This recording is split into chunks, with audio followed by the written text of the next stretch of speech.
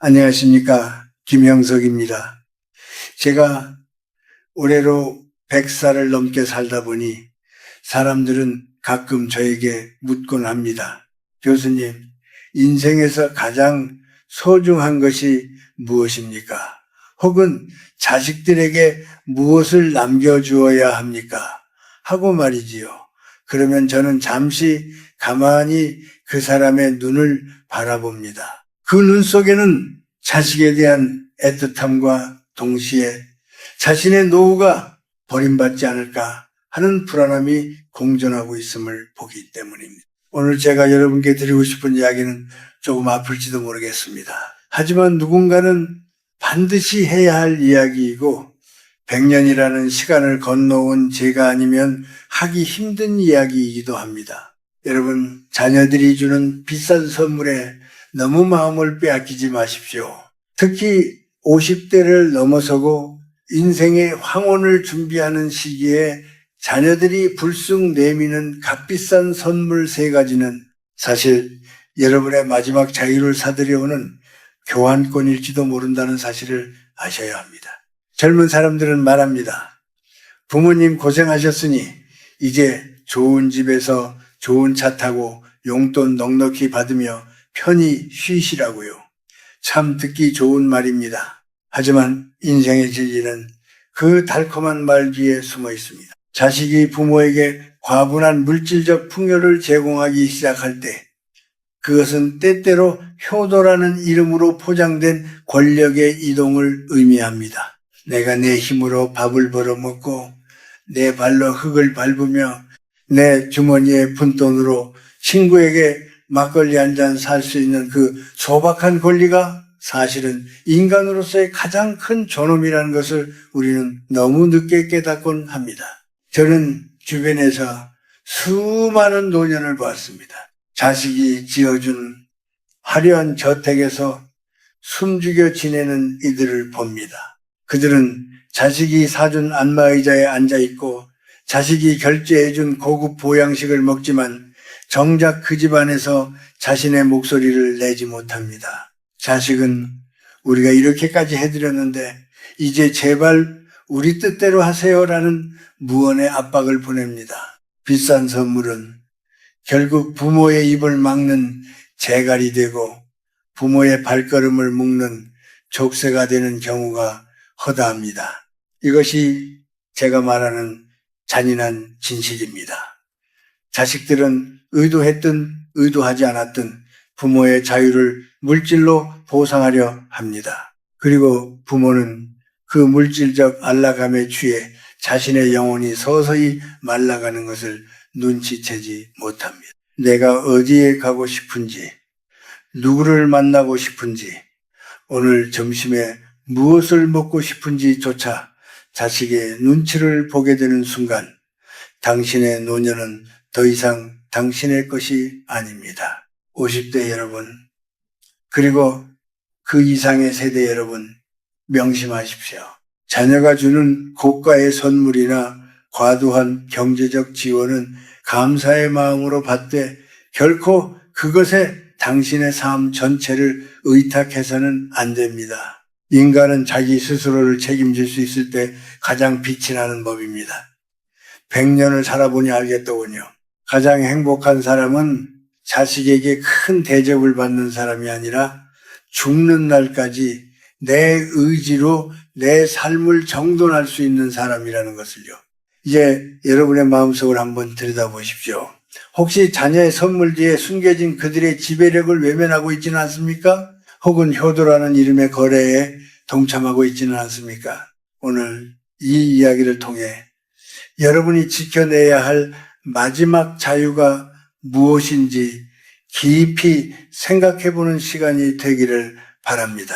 다음 장에서는 제가 말씀드린 그 3가지 선물이 구체적으로 무엇인지 그리고 그것들이 어떻게 우리의 삶을 갉아먹는지 조금 더 깊이 있게 들여다보도록 하겠습니다. 우리 인생의 오후는 남이 차려준 화려한 밥상이 아니라 내가 직접 가꾼 작은 텃밭에서 시작되어야 하기 때문입니다. 자, 이제 제가 말씀드린 그 세 가지 선물이 무엇인지 구체적으로 하나씩 짚어보겠습니다. 첫 번째는 바로 자녀들이 큰맘 먹고 해드리는 집수리나 더 넓은 집으로의 이사입니다. 부모님이 낡고 좁은 집에 사는 것이 안쓰러워 자녀들은 자신의 돈을 들여 집을 고쳐주거나 아예 자신들의 집 근처로 모시려 합니다. 참으로 기특한 마음이지요. 하지만 여기서부터 비극은 시작되곤 합니다. 내 손때가 묻고 내 기억이 서린 공간이 자녀의 자본으로 채워지는 순간 그 집의 주인은 더 이상 당신이 아닙니다. 가구 하나를 옮길 때도 벽지를 고를 때도 자녀의 취향과 허락이 필요해집니다. 결국 당신은 평생을 일궈온 당신만의 왕국을 내어주고 자녀가 설계한 세련된 감옥에 들어가는 셈이 됩니다. 내 집에서 내가 이방인이 된 기분, 그것이 얼마나 쓸쓸한지 겪어보지 않은 사람은 모릅니다. 두 번째는 정기적으로 입금되는 거액의 용돈이나 자녀 명의의 신용카드입니다. 늙어서 돈 쓸 일이 뭐가 있겠냐며 자녀들은 카드를 쥐어줍니다. 하지만 그 카드는 당신의 일거수일투족을 자녀에게 보고하는 감시 장치와 다름없습니다. 당신이 친구를 만나 무엇을 먹었는지, 병원에 가서 얼마를 썼는지 자녀는 휴대전화, 문자 메시지로 실시간으로 확인합니다. 어머니, 어제는 왜 그렇게 비싼 걸 드셨어요? 혹은 아버님, 지난번에도 병원에 가셨는데 또 가셨나요? 라는 자녀의 말 한마디는 단순한 걱정을 넘어 당신의 삶을 검열하는 칼날이 됩니다. 경제적 독립을 상실한 노년은 자존감을 잃어버린 노년과 같습니다. 내 주머니 속에 단돈 10,000원이 자녀가 준 100만 원보다 값진 이유는 그것이 나의 선택권을 보장해 주기 때문입니다. 세 번째는 최근 들어 많아진 것인데 바로 부모님의 건강을 위한다는 명목으로 설치되는 각종 스마트 기기와 감시 카메라, 그리고 자녀가 일방적으로 예약해버리는 고가의 건강검진 프로그램들입니다. 물론 자녀들은 멀리 떨어져 있어 불안한 마음에 설치한다고 말합니다. 하지만 누군가 나를 지켜보고 있다는 의식은 사람을 위축되게 만듭니다. 집안에서 편히 쉬고 싶어도 자녀가 보고 있다는 생각에 온 매무새를 가다듬어야 하고 조금만 움직임이 없어도 걸려오는 확인 전화는 안부가 아니라 간섭이 됩니다. 당신의 몸은 이제 당신의 것이 아니라 자녀들이 관리해야 할 유지 보수 대상이 되어버리는 것입니다. 이 세 가지 선물은 겉으로 보기에 너무나 화려하고 따뜻합니다. 그래서 거절하기가 참으로 어렵지요. 하지만 여러분 기억하십시오. 자녀가 내미는 이 비싼 배려들에 익숙해지는 순간 당신이 수십 년간 쌓아온 삶의 지혜와 독립적인 인간으로서의 기계는 서서히 흐릿해집니다. 자녀는 부모를 사랑해서 주는 것이라고 믿겠지만 사실은 부모를 자신의 통제 아래 둠으로써 스스로의 불안을 해소하려는 심리가 깔려있는 경우가 많습니다. 부모가 자식에게 의존하는 순간 자식은 부모를 가르치려 듭니다. 아버지, 그건 그렇게 하시면 안 돼요. 어머니, 요즘 세상은 안 그래요 라며 당신의 인생 경험을 낡은 것으로 치부해버립니다. 그렇게 되면 당신은 더 이상 인생의 선배가 아니라 자녀의 보살핌이 필요한 무력한 존재로 전락하고 맙니다. 저는 여러분이 그런 노년을 보내지 않기를 진심으로 바랍니다. 진정한 효도는 자녀가 부모의 공간과 시간을 존중해 주는 것이지 물질로 그 공간을 침범하는 것이 아닙니다. 마찬가지로 진정한 지혜는 자녀가 주는 물질적 유혹 앞에서 나의 독립성을 꿋꿋이 지켜내는 것입니다. 조금 불편하더라도 내 힘으로 문을 열고 나가고 조금 부족하더라도 내 돈으로 장을 보는 삶, 그것이 바로 100년을 살아온 제가 발견한 가장 고귀한 노년의 모습입니다. 사람들은 흔히 말합니다. 나이가 들어 자식들이 잘 살고 효도하면 그것으로 충분하지 않느냐고 말이지요.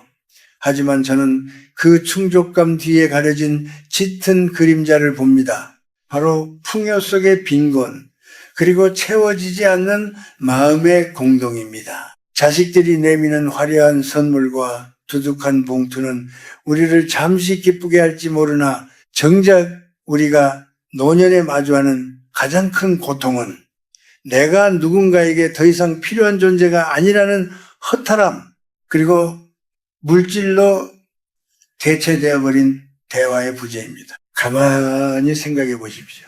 자식들이 큰 돈을 들여 선물을 보낼 때 그들이 당신과 눈을 맞추며 당신의 고단한 하루를 물어본 적이 언제였습니까? 어머니, 아버님, 이거 비싼 거니까 잘 쓰세요 라는 말 한마디로 그들은 자신들의 할 도리를 다했다고 믿어버립니다. 그 순간 부모와 자식 사이에는 따뜻한 온기가 흐르는 것이 아니라 냉정한 거래가 성립됩니다. 물질이 오가는 자리에 영혼의 교감은 끼어들 틈이 없기 때문입니다. 이것이 바로 현대사회가 앓고 있는 노년의 병입니다. 우리는 흔히 인과응보라는 말을 씁니다. 젊은 시절 자식을 위해 모든 것을 내어준 부모들은 은연중에 보상을 기대하게 됩니다. 내가 너를 어떻게 키웠는데 하는 마음이 우리 마음 한구석에 깊이 뿌리 박혀 있죠.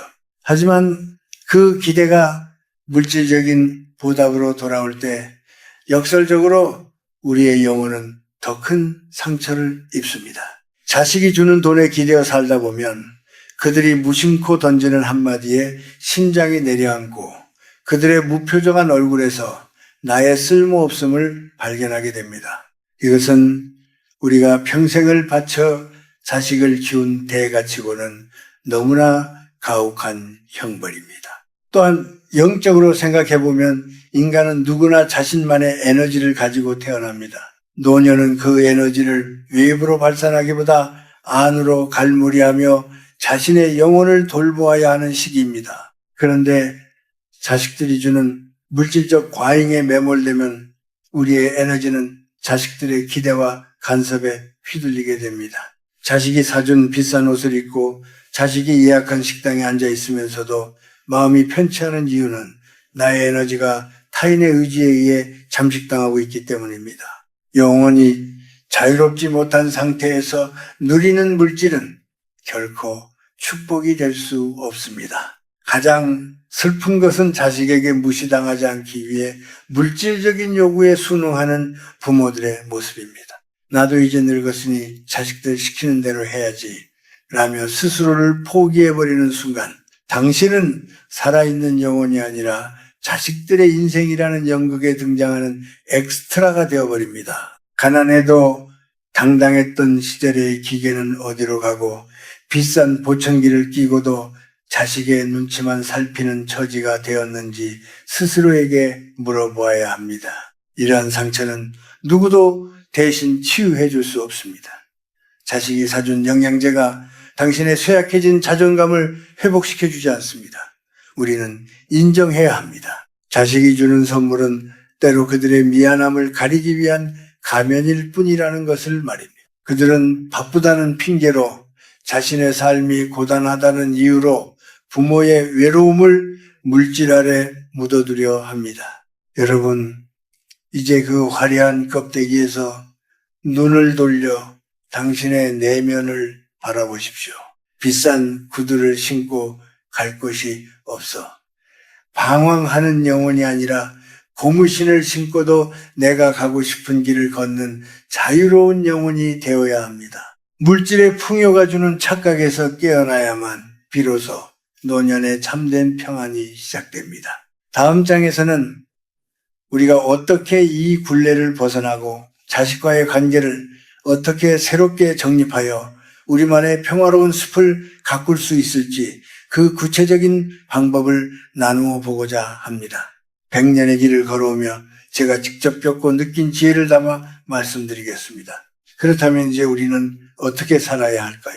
자식들이 내미는 그 화려한 유혹 앞에서 어떻게 우리의 존엄과 자유를 지켜낼 수 있을지에 대해 구체적인 이야기를 나누어 보고자 합니다. 가장 먼저 여러분께 드리고 싶은 조언은 거절의 미학을 배우라는 것입니다. 자식이 주는 것이라면 무엇이든 고맙게 받는 것이 미덕이라 생각하시겠지만 그것은 착각입니다. 내 형편과 필요에 넘치는 선물, 특히 내 생활 방식에 간섭이 될 만한 큰 지원은 단호하게 거절할 줄 알아야 합니다. 마음만으로도 충분하다. 나는 지금 이대로가 가장 편안하구나 라고 말할 수 있는 용기가 필요합니다. 그 거절은 자식에 대한 거부가 아니라 나 자신을 지키기 위한 최소한의 방어선입니다. 둘째로, 여러분의 마지막 지갑을 결대로 지키십시오. 자식이 사업이 어렵다느니, 손주 교육비가 부족하다느니 하는 소리에 마음이 약해져 노후 자금을 내어주는 일은 절대 없어야 합니다. 많은 이들이 자식에게 다 내어주고 나면 자식이 나를 책임져 줄 것이라 믿지만 세상 이치는 그렇지 않습니다. 부모가 경제적 능력을 상실하는 순간 부모와 자식의 관계는 존경이 아닌 연민이나 짐으로 변질되기 쉽습니다. 내가 내 돈으로 내 병원비를 내고 친구에게 밥 한 끼 살 수 있는 능력이 있을 때 자식들도 당신을 한 명의 독립된 인격체로 대우합니다. 돈이 인격이라는 말은 서글프지만 노년에는 어느 정도 진실입니다. 셋째로, 입은 닫고 귀는 열되 자식의 인생에 감 놓아라 배 놓아라 하지 마십시오.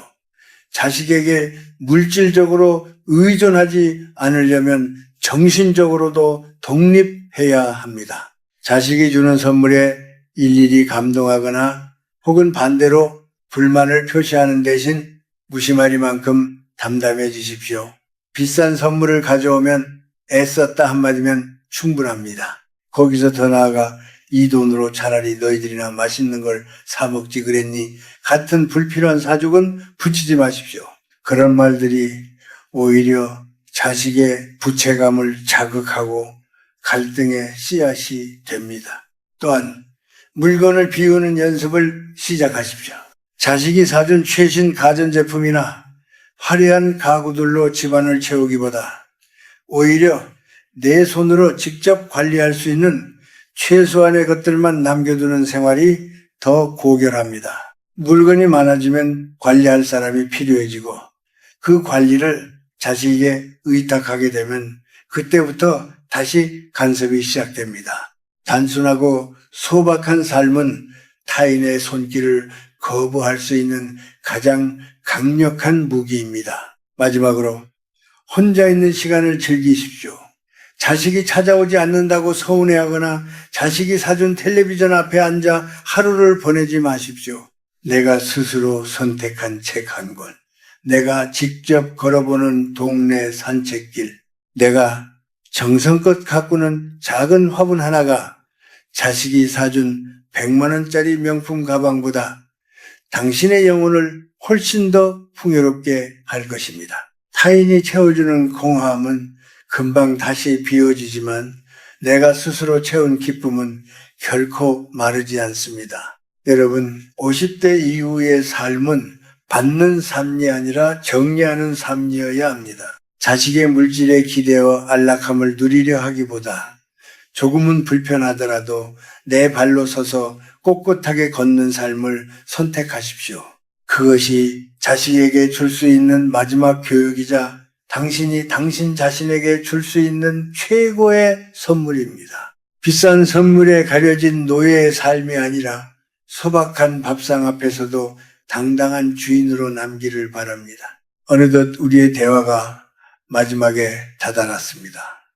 100년을 넘게 살며 세상을 지켜본 한 노인의 노파심 섞인 이야기가 여러분의 마음속에 어떻게 닿았을지 궁금합니다. 인생이라는 긴 여정을 마무리하는 단계에선 여러분, 이제는 그동안 쥐고 있던 모든 무거운 짐들을 내려놓아야 할 때입니다. 자식에 대한 미련, 물질에 대한 집착, 그리고 타인의 시선으로부터 자유로워지는 것, 그것이 바로 우리가 맞이해야 할 진정한 노년의 완성입니다. 제가 생각하는 가장 아름다운 노년은 마치 저녁 노을과 같습니다. 태양처럼 뜨겁게 타오르지는 않지만 세상을 온화하고 깊이 있는 빛으로 물들이는 시간이지요. 그 빛은 누군가가 대신 만들어줄 수 있는 것이 아닙니다. 자식이 사준 비싼 보석이나 화려한 옷은 당신의 겉모습을 잠시 치장해 줄 수는 있어도 당신의 내면에서 우러나오는 그윽한 향기를 대신할 수는 없습니다. 진정한 기쁨은 물질에서 오는 것이 아니라 삶을 대하는 담담한 태도와 평온한 마음가짐에서 비롯됩니다. 여러분, 자식에게 모든 것을 기대하지 마십시오. 그리고 자식이 주는 물질적 풍요가 당신의 행복과 비례할 것이라는 착각에서도 벗어나야 합니다. 자식은 자식의 인생이 있고 여러분에게는 여러분만의 남은 시간이 있습니다. 그 시간을 자식의 선물에 감격하거나 혹은 그것에 얽매여 눈치를 보며 보내기에는 우리 인생의 오후가 너무나 소중합니다. 자식이 무엇을 해주는가에 집중하기보다 내가 오늘 하루를 어떻게 나답게 보낼 것인가에 온 마음을 쏟으십시오. 저는 지금도 매일 글을 쓰고 강연을 하며 사람들을 만납니다. 제 몸이 예전 같지 않고 눈이 침침해질 때도 있지만 제 손으로 직접 펜을 쥐고 제 발로 강단에 서는 그 순간이 가장 행복합니다. 자식들이 저에게 편히 쉬라고 비싼 요양원이나 좋은 곳에서 모시겠다고 권유할 때마다 저는 웃으며 사양합니다. 왜냐하면 저는 제 생의 마지막 순간까지 한 명의 독립된 인간으로서 누군가에게 의지하는 존재가 아닌 나 자신의 주인이길 원하기 때문입니다. 이제 여러분께 마지막으로 당부드리고 싶습니다. 비싼 선물에 여러분의 영혼을 팔지 마십시오. 자식들이 내미는 물질적 안락함이라는 달콤한 유혹 뒤에 숨겨진 자유의 상실을 경계하십시오.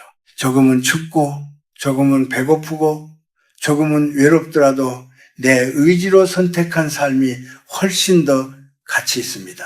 자식에게 짐이 되지 않는 가장 좋은 방법은 자식에게 많이 받는 것이 아니라 자식 없이도 홀로 설 수 있는 강인한 내면을 기르는 것입니다. 인생의 마지막 고개에서 뒤를 돌아보았을 때, 그래도 나는 누구의 눈치도 보지 않고 내 인생을 온전히 살다 가는구나라고 미소 지을 수 있다면 그것보다 더 성공한 인생은 없습니다. 자식들이 준 비싼 침대에 누워 천장을 바라보는 삶보다 낡은 의자에 앉아지는 해를 바라보며 스스로 우려낸 차 한 잔을 즐길 수 있는 삶을 선택하십시오. 그것이 바로 제가 100년을 살며 깨달은 그 누구도 빼앗아갈 수 없는 마지막 자유이자 행복입니다. 여러분의 노년이 물질의 화려함에 가려지지 않고 오직 당신만의 빛으로 눈부시게 빛나기를 진심으로 기도합니다. 긴 시간 제 이야기를 들어주셔서 고맙습니다. 건강하시고 무엇보다 평안하십시오.